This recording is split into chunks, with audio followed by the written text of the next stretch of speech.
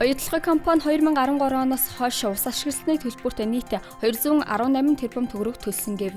Мөн үйлдвэрлэлд ашиглаж буй усыг ундны усны их усүрээс бус 150-аас 400 метрийн гүнд байрлах бүний хоолын газрын доорх усны ордоос татдаг. Уг ус нь 2.5-аас 4 дахин өндөр эрдэсжилттэй тул ахуйн зорилтоор ашигладаггүй гэв.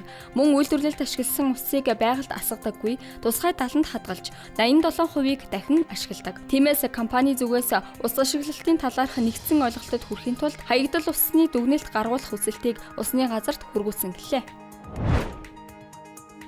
Хөдөлмөр нийгмийн 3 талт хэлэлцээрийг байгуулахын өмнө засгийн газар солигдлоо. Ингэснээр өмнөх хийсэн хэлэлцээнүүд тодорхой бус нөхцөлд орж байна.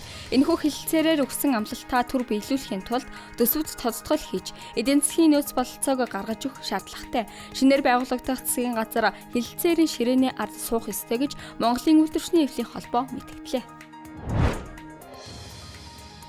Архангай аймгийн Жаргалант сумын Асат багийн Жаргалантын буурал гэдэг газарт ойхирийн төмөр гарчээ. Төмрийг унтраахаар сумын мэрэгжлийн анги, орон нутгийн иргэд, аймгийн онцгой эдлийн алба хаагчид ажиллаж байна. Сүхбаатар дүүргийн 9-р хорооны задгайд автозамын зорчих хэсэгт өглөөний 9 цагт жууг загварын автомашиныг хөдөлгүүр болон урд салааны хэсэг шатсан явдал гарлаа. Галыг Чингэлтэй дүүргийн онцгой байдлын хилцсэн гал төмөр унтраах аврах 10 дугаар ангийн алба хаагчид унтрааж аюулгүй болгожээ. Цагаагаар үрдчилсэн төлбөр 3-нд төв болон говийн аймагуудын нутгийн зарим газар, зүүн аймагуудын ихэнх нутгаар, 4-нд төв болон зүүн аймагуудын ихэнх нутаг, говийн аймагуудын зүүн хойд хэсгээр, 5-нд төв болон зүүн аймагуудын нутгийн зарим газраар, 6-нд зүүн аймагуудын нутгийн зарим газраар нойтон цас орж, цасан шуурга шууртана. Мөн говь тал хэрийн нутгаар шорон шуургатай байхыг анхаарууллаа.